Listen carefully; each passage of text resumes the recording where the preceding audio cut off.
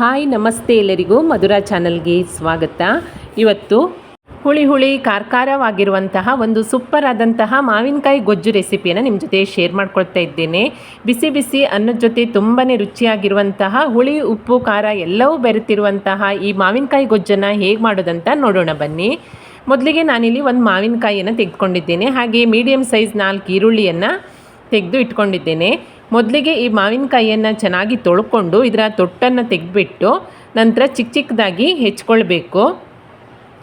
ನೋಡಿ, ಈ ರೀತಿಯಾಗಿ ಚಿಕ್ಕದಾಗಿ ಸಿಪ್ಪೆ ಸಮೇತವಾಗಿ ನಾನು ಮಾವಿನಕಾಯಿಯನ್ನು ಹೆಚ್ಚಿ ಇಟ್ಕೊಂಡಿದ್ದೇನೆ. ಅದೇ ರೀತಿಯಾಗಿ ನಾನು 4 ಈರುಳ್ಳಿಯನ್ನು ಕೂಡ ಚಿಕ್ಕದಾಗಿ ಈ ರೀತಿಯಾಗಿ ಹೆಚ್ಚಿ ಸೈಡಲ್ಲಿ ಇಟ್ಕೊಂಡಿದ್ದೇನೆ.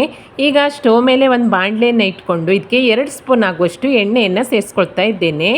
ಎಣ್ಣೆ ಕಾದ ನಂತರ ಸ್ವಲ್ಪ ಜೀರಿಗೆ, ಹಾಗೆ ಸ್ವಲ್ಪ ಸಾಸಿವೆ, ಸ್ವಲ್ಪ ಕಡಲೆಬೇಳೆ, ಹಾಗೆ ಸ್ವಲ್ಪ ಉದ್ದಿನಬೇಳೆ, 1/4 ಸ್ಪೂನ್ ಆಗುವಷ್ಟು ಮೆಂತ್ಯಕಾಳನ್ನು ಸೇರಿಸ್ಕೊಂಡು ಇದನ್ನು ಹುರ್ಕೊಳ್ತೀನಿ. ನಾವು ಯಾವುದೇ ಅಡುಗೆಗೆ ಮೆಂತ್ಯಕಾಳನ್ನು ಸೇರಿಸಿ ಮಾಡೋದ್ರಿಂದ ಫ್ಲೇವರ್ ತುಂಬಾ ಚೆನ್ನಾಗಿ ಬರುತ್ತೆ, ಹಾಗೆ ಆರೋಗ್ಯಕ್ಕೆ ಕೂಡ ತುಂಬಾ ಒಳ್ಳೆಯದು. ಇದಿಷ್ಟು ಹುರಿದಾದ ನಂತರ ನಾನಿಲ್ಲಿ 4 ರಿಂದ 5 ಎಸಳಾಗುವಷ್ಟು ಜಜ್ಜಿರುವಂತಹ ಬೆಳ್ಳುಳ್ಳಿ, ಹಾಗೆ 1-2 ಹಸಿಮೆಣಸನ್ನು ಸೇರಿಸ್ಕೊಂಡು ಮತ್ತೆ ಫ್ರೈ ಮಾಡ್ಕೊಂಡಿದ್ದೇನೆ. ನಂತರ ಸ್ವಲ್ಪ ಕರಿಬೇವಿನ ಸೊಪ್ಪು, ಹಾಗೆ ಹೆಚ್ಚಿ ಇಟ್ಕೊಂಡಿರುವಂತಹ ಈರುಳ್ಳಿಯನ್ನು ಪೂರ್ತಿಯಾಗಿ ಸೇರಿಸ್ಕೊಳ್ತಾ ಇದ್ದೇನೆ.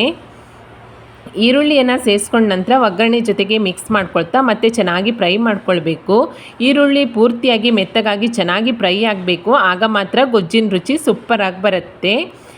ಈರುಳ್ಳಿ ಸ್ವಲ್ಪ ಫ್ರೈ ಮಾಡ್ಕೊಂಡ ನಂತರ ನಾನು ಇದಕ್ಕೆ 1/4 ಸ್ಪೂನ್ ಆಗುವಷ್ಟು ಅರಿಶಿಣ, ಹಾಗೆ ರುಚಿಗೆ ತಕ್ಕಷ್ಟು ಉಪ್ಪನ್ನು ಸೇರಿಸ್ಕೊಂಡು ಮತ್ತೆ ಫ್ರೈ ಮಾಡ್ಕೊಳ್ತಾ ಇದ್ದೇನೆ. ಈರುಳ್ಳಿಗೆ ಉಪ್ಪನ್ನು ಸೇರಿಸಿ ಫ್ರೈ ಮಾಡೋದ್ರಿಂದ ಬೇಗನೆ ಫ್ರೈ ಆಗುತ್ತೆ ಮತ್ತು ಬೇಗನೆ ಮೆತ್ತಗಾಗತ್ತೆ.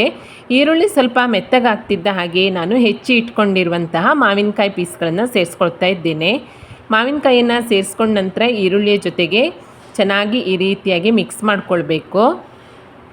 ನಂತರ ಇದಕ್ಕೊಂದು ಲಿಡ್ಡನ್ನು ಮುಚ್ಚಿ ಸಣ್ಣ ಉರಿಯಲ್ಲಿಯೇ 4 ರಿಂದ 5 ನಿಮಿಷ ಇದನ್ನು ಬೇಯಲಿಕ್ಕೆ ಬಿಡ್ತಾ ಇದ್ದೇನೆ. 5 ನಿಮಿಷದ ನಂತರ ನೋಡಿ, ಈರುಳ್ಳಿ ಹಾಗೆ ಮಾವಿನಕಾಯಿ ಒಂದು 70% ಆಗುವಷ್ಟು ಬೆಂದಿರುತ್ತೆ. ಇವಾಗ ಇದಕ್ಕೆ ಚಿಕ್ಕ ಟೀ ಗ್ಲಾಸಲ್ಲಿ 1 ಗ್ಲಾಸ್ ಆಗುವಷ್ಟು ನೀರನ್ನು ಸೇರಿಸ್ಕೊಂಡು ಮತ್ತೆ ಮಿಕ್ಸ್ ಮಾಡ್ಕೊಳ್ತಾ ಇದ್ದೇನೆ. ಇದು ಮಾವಿನಕಾಯಿ ಗೊಜ್ಜಾದ್ರಿಂದ ಸ್ವಲ್ಪ ಗೊಜ್ಜು ರೀತಿ ಬರಬೇಕು ನೋಡಿ, ಅದಕ್ಕೋಸ್ಕರ ನೀರನ್ನು ಸೇರಿಸ್ಕೊಂಡು ಮತ್ತೆ ಇದನ್ನು ಲಿಡ್ಡನ್ನು ಮುಚ್ಚಿಬಿಟ್ಟು ಇನ್ನೊಂದು 4 ನಿಮಿಷ ಬೇಯಿಸ್ಕೊಳ್ತೀನಿ. ಮತ್ತು 4 ನಿಮಿಷದ ನಂತರ ನೋಡಿ, ಮಾವಿನಕಾಯಿ ಹಾಗೆ ಈರುಳ್ಳಿ ಚೆನ್ನಾಗಿ ಮೆತ್ತಗಾಗಿ ಬೆಂದಿದೆ. ಇವಾಗ ಇದಕ್ಕೆ ನಾವು ಮಸಾಲ ಹುಡಿಗಳನ್ನು ಸೇರಿಸ್ಕೊಳ್ಬೇಕು. ಮಾವಿನಕಾಯಿ ಹುಳಿ ನೋಡಿಬಿಟ್ಟು ಖಾರವನ್ನು ಸೇರಿಸ್ಕೊಳ್ಳಿ. ಕೆಲವೊಂದು ಮಾವಿನಕಾಯಿ ತುಂಬಾ ಹುಳಿ ಬರುತ್ತೆ. ನಾನಿಲ್ಲಿ 1 ಸ್ಪೂನ್ ಆಗುವಷ್ಟು ಖಾರದ ಪುಡಿ, 1 ಸ್ಪೂನ್ ಆಗುವಷ್ಟು ಧನಿಯಾ ಪುಡಿ, ಹಾಗೆ 1/2 ಸ್ಪೂನ್ ಆಗುವಷ್ಟು ಜೀರಿಗೆ ಪುಡಿ, ಹಾಗೆ ರುಚಿಗೆ ತಕ್ಕಷ್ಟು ಉಪ್ಪನ್ನು ಸೇರಿಸ್ಕೊಂಡು ಚೆನ್ನಾಗಿ ಮಿಕ್ಸ್ ಮಾಡ್ಕೊಳ್ತೀನಿ.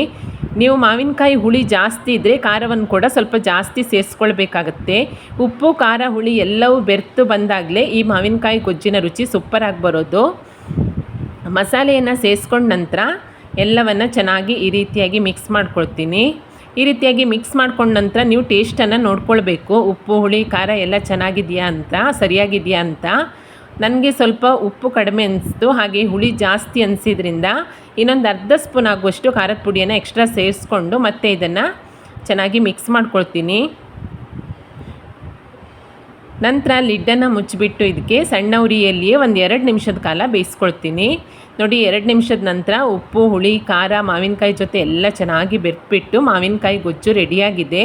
ಕೊನೆಯಲ್ಲಿ ಚಿಕ್ಕದಾಗಿ ಹೆಚ್ಕೊಂಡಿರುವಂತಹ ಕೊತ್ತಂಬರಿ ಸೊಪ್ಪನ್ನು ಸೇರಿಸ್ಕೊಂಡು ಮಿಕ್ಸ್ ಮಾಡಿ ಸ್ಟವನ್ನು ಆಫ್ ಮಾಡಿಕೊಂಡ್ರೆ ತುಂಬಾ ರುಚಿಯಾಗಿರುವಂತಹ ಮಾವಿನಕಾಯಿ ಗೊಜ್ಜು ರೆಡಿಯಾಗುತ್ತೆ. ಬಿಸಿ ಬಿಸಿ ಅನ್ನದ ಜೊತೆ ಅಂತೂ ತುಂಬಾ ಸಖತ್ತಾಗಿರುತ್ತೆ.